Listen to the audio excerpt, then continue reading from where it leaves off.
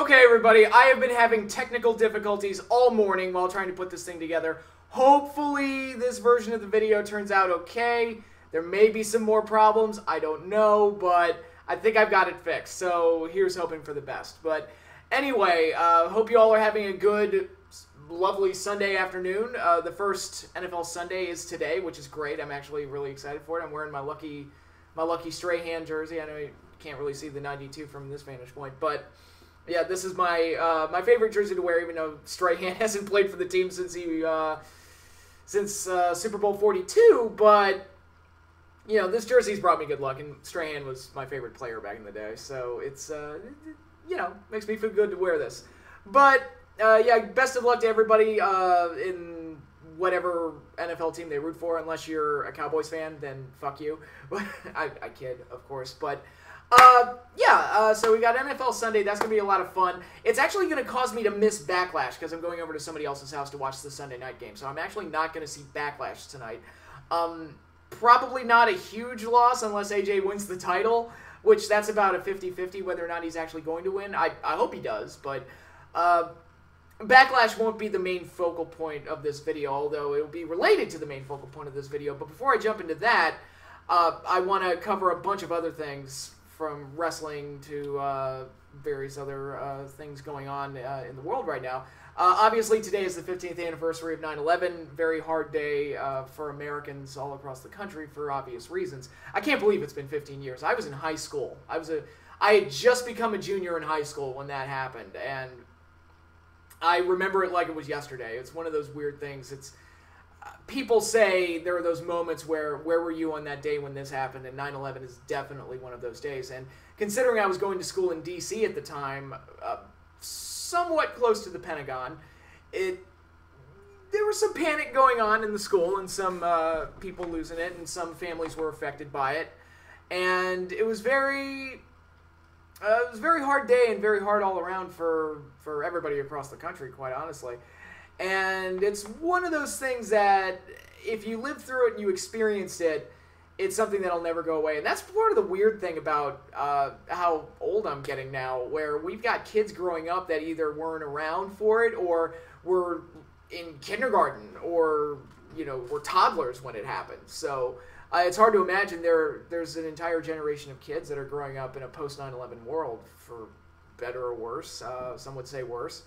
But it is, yeah, obviously you want to take today to, or I want to take today to, please remember those whose lives were either lost or unfortunately affected by what happened on 9/11 15 years ago. It's a very, and I don't like to get too personal here on this channel, but it is something worth bringing up, and it is something worth remembering. It's, you know, it sounds like a cheesy catchphrase to say never forget, but really never forget, because I do feel like big things like that, we're supposed to learn from things like that. From all bad comes good, or good is supposed to come from bad, and we're supposed to learn and grow as a society whenever something like that happens. So yeah, again, just wanted to bring that to everybody's attention, give my 2 cents on the whole thing. So moving on from there, hopefully some happier topics, less serious. What is there to really talk about?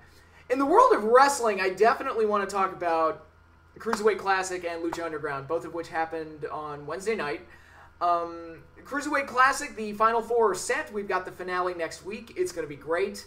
We've got Kota Ibushi, Zack Sabre Jr., Gran Metalik, or Masquerada Dorada, and TJ Perkins, who I never imagined would be in the Final Four. He's kind of the dark horse in this whole thing. It's like, all right, good for you, TJ. Making it all the way to the Final Four. Never would have picked him to make it this far, but it's pretty cool. I think Zack Sabre Jr. or Kota Ibushi are obviously going to win the thing. It's going to be one of those two that wins it, I would think. But we'll see how it goes. Again, the tournament's been great and the show's been great. It's been a lot of fun to watch. I'm actually kind of sorry to see it come to an end. It's been very enjoyable overall. It's nice to see WWE handling a cruiserweight style show as well as they have, and I assume that's partially Triple H's influence. But the show's been really entertaining, and I've really enjoyed it. So that's probably the best show on the WWE Network so far. Except for, some will say NXT, and yeah, NXT is, but the large part of what makes NXT great are the takeover specials that you get to every few months or so. As far as like I guess you could call this a mini series that they've done because it's 10 episodes of the Cruiserweight Classic. As far as the mini series go and stuff like that, I think this is the best show that to come out of the WWE Network. But that's my opinion. Just gonna throw that out there. It's been great, and we're gonna have a great finale next week. So stay tuned for that. Also, Lucha Underground Season 3 began. Really enjoyed the episode. My one major knock on it, they did the main event of Rey Mysterio versus Pentagon. Match was very good, but Rey went over. And to me, they put so much into reinventing Pentagon and bringing him back as Pentagon Dark. He's now 0-2. He lost to Matanza, and now he's lost to Rey Mysterio, and I'm not a huge fan of that. You put so much into giving Pentagon this rebirth, and now he's 0-2, and some would say, oh, but Rey's the big star, and he should go over, blah, blah, blah. My contesting point to that is, if you've got this new character who's on the rise that you've... he's not a new character, but he's somebody that you've developed and you've rebranded him, and you want him to be a big deal, and you've got this big star that you don't want to have lose because Rey's a big draw, don't book the match. I mean, nobody forced you to book that match. If there's no good outcome, then don't book the match. It's something you should probably build to down the road. But other than that, I thought the show was really good. It's great to have Lucha Underground back. I love Dario Cueto's Dial of Doom to determine Matanza's next challengers, which I think is great. And, growing up as somebody who was a WCW fan, I loved the spin the wheel, make the deal. I loved... I liked Raw Roulette. I think a lot of people shat on it, and they did a lot of stupid things with it, but I thought the idea was cool. And Spin the Wheel, Make the Deal, they did some dumb things with it, like Jake Roberts and Sting. It's like, okay, spin the wheel, make the deal to determine the match type, and it's the most boring match. And you look at that wheel, you have all these options, and you land on Coal Miner's glove match. And I'm like, that has got to be the most boring match type on that wheel. Why is that even on the wheel? But... so it's not always great, but in this case, we got Son of Havoc versus Matanza, which I thought was a pretty damn good match overall. And, Matanza, he's going to start tearing through some people with this Dial of Doom thing, so it should be pretty cool. You had a Gift of the Gods title match, Sexy Czar versus Taya. I got to say this, Johnny Mundo, PJ Black, Jack Evans, and Taya, Worldwide Underground, they are my favorite stable in wrestling today. I love them. They are fantastic. They're great. They have great chemistry with each other. I think Taya has been a huge pickup for them. I think she has worked out fabulously. She clearly got the spot that Melina was supposed to get, but I think we got an upgrade. I think Taya is really fit in beautifully there. I think she's done really well for herself. Jack Evans, I think, has really found a niche. He's had a few opportunities on TV and stuff, but his personality never really shined through. Like when TNA brought him in, he was just a guy that did flips. He never really got to show much of his personality. Now he's got a personality, and it's great. PJ Black, Justin Gabriel, people told me for years, oh, this guy's really good, and I always saw it's like, he's just a paint-by-numbers, high-flying guy. But with these guys, he's able to... he's probably the least interesting of the four, but he's able to fit in with them really well and play off of them and do the air guitar thing with Jack Evans. I think they're great. And Mundo has done beautifully in Lucha Underground. I think the more good he does, the more it shows that WWE dropped the ball with him. John Morrison should have been a big star for them, and I think he's done really, really well in Lucha Underground. So I wanted to put them over because they are my favorite stable in wrestling today right now. I think they're great. What else happened on this show? Oh, we have a match set for Ultima Lucha Trace already, which I loved. Ivelisse challenged Katrina to a match at Ultima Lucha Trace. She did this because, A, she wants to win her first Ultima Lucha match because she's 0-2 at Ultima Lucha, and 2, she wants revenge on Katrina for costing her both of her Ultima Lucha matches. So, I love that. There's a cause and effect to it. It's like, look, that bitch has screwed me twice. I want to win an Ultima Lucha match, so I might as well make it against her. So they've set this match for Ultima Lucha Trace already. I think that's great, and it has the storyline backing behind it, so I think that's all really, really good. What else happened? Oh, Marty the Moth continues to be a great character on Lucha Underground. I think I don't even know who the guy is as far as who the talent is or anything like that, but as this character, as Marty the Moth, he is just fantastic, and he's really surprised a lot of people, I think. And we have his feud with Killshot continuing. Next week they're going to have a Weapons of Mass Destruction match, which, goddamn, I do not know what that is, but I'm going to tune in to find out, because that should be interesting. And it's all peaches and gravy with Lucha Underground right now. The opening scene was great with Dario being let out of jail and Honky Tonk Man was the police officer processing him at one giant key. It was great. It was such a great cameo, and I've never marked out for Honky Tonk Man, but it was using an old talent, but not at the expense of anybody else. It was just a cute little nod. And it wasn't just him doing the Honky Tonk Man shtick. It was just this fun little thing that they did. They could have gotten anybody to play that role, and they said, let's get an old wrestler to do it. They just put Honky Tonk in there, and it worked great. I thought it was great. And the show ended with Vampiro trying to give Prince Puma some advice, which I think is very interesting, and I want to see where that goes moving forward.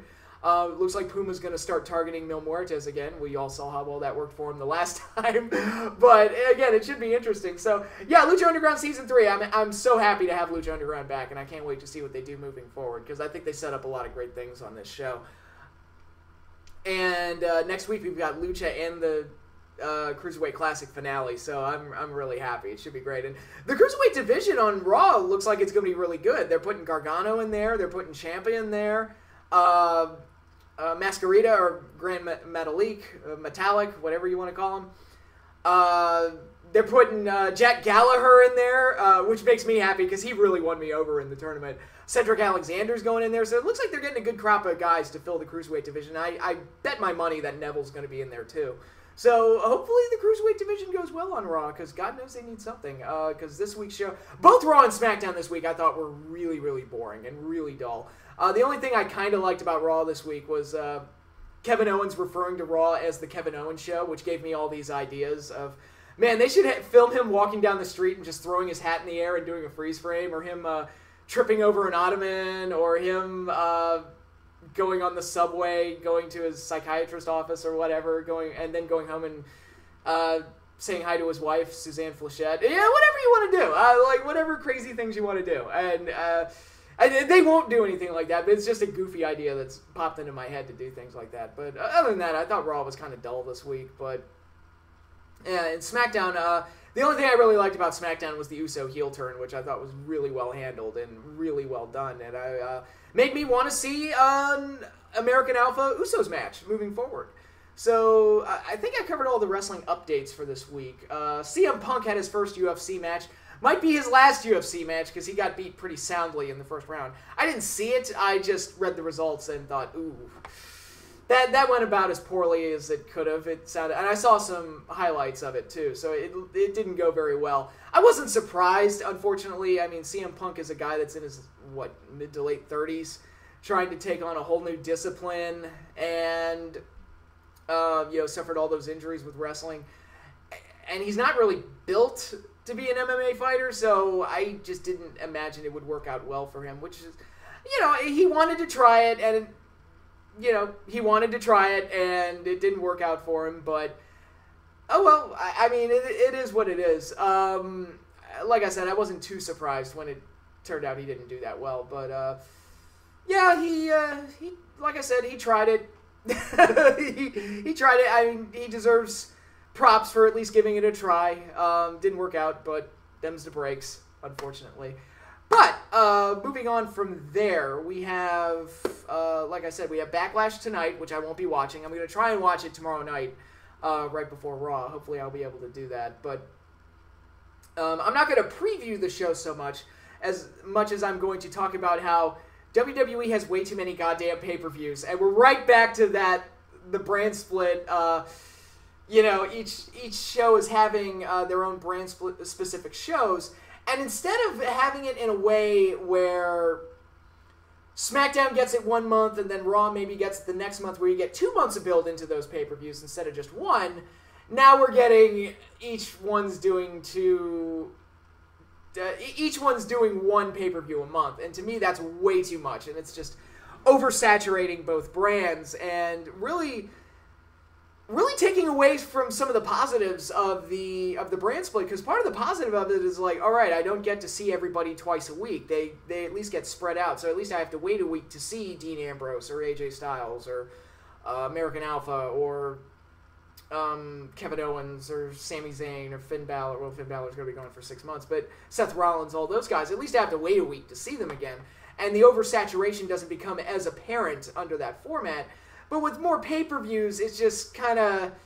they're kind of undercutting themselves, and just, again, it's just, they're too much content. It's just way too much content with the main roster guys, and it's, you know, it just adds to the tough schedule, and it just, you know, people get hurt doing that, which I've made that point many times before. It's one of the reasons you see so many guys getting hurt, and it undercuts their ability to build to these pay-per-views, because it's like they're building two pay-per-views simultaneously on both shows, which, again, granted, it's different shows, but at the same time, it just feels too cluttered, especially when you've got women's champions on both shows, you've got tag champions on both shows, you have a world champion on both shows. It's just too much. It's just way too much. I even had the idea with the women's and tag titles. I knew they were going to do this, but I had the idea of all the women should be on one show and all the tag teams should be on another show, and let them be separate divisions. And let Raw and SmackDown have their own separate identities, because, as I've said, they don't really have their own separate identities at this point. It feels like the same people... I've made this point before, but it feels like the same people playing with different action figures. It's like, okay, we played with... all right, we played with all of our He-Mans. Now let's play with our Thundercats, and it's the same person coming up with the same thing. So the shows feel very similar, and there's not a whole lot of difference between them. The main difference between the two brands, honestly, is Talking Smack, which is at least something fun and different that SmackDown offers that Raw really doesn't. I know Raw does a pre-show and all that stuff, but that's just the same as the pay-per-view pre-shows and stuff like that. So.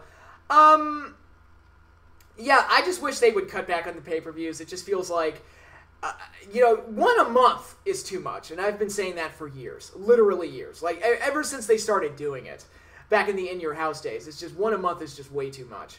Now we're at a point where we're at 19 a year, and it's like, guys, seriously. I'm not even counting the NXT TakeOver specials and the Cruiserweight Classic or anything like that. Just main roster stuff. It's just way too many damn pay-per-views, and it's... Again, how is any one fan expected to keep up with all that stuff? Especially if you're like, you know, you're like me and you watch a bunch of other shows. I finally just got caught up on Game of Thrones yesterday. I finally got all caught up on it. I thought the season was great, in case anybody's wondering. Zombie Frankenstein mountain with golden knight armor is my new favorite thing. Just throwing that out there. But anyway, yeah, it's WWE has way too much content, and when you have too much content, none of it feels special, and if nothing feels special, then it doesn't feel like it's can't miss, and if it doesn't feel like it's can't miss, then why the hell am I even watching it in the first place? It's just one of those things, and, you know, they could do a lot if they just, you know, maybe shave that third hour off of Raw, maybe reduce the pay-per-view somewhat, again, maybe let Raw just have a pay-per-view 1 month, and then let SmackDown have the next one, and then just keep trading back and forth until you do one of the big 4 shows, and just keep it to 12 a year at least. Things that you can do to kind of reduce the amount of content you have and reduce overexposing your talents, because again, that's part of the problem. I could sit here and knock John Cena all day.